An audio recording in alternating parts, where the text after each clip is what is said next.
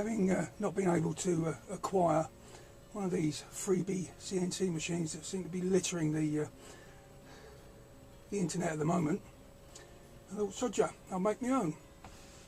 And to that end, I've started making a collection of parts.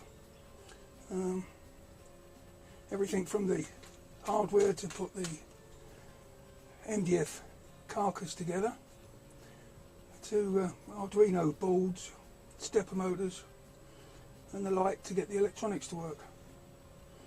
I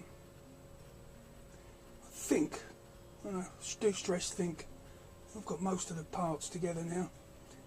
They're obviously not all here, but over the next 2 or 3 months, or hopefully shorter than that, I shall be cobbling together a homebrew CNC machine.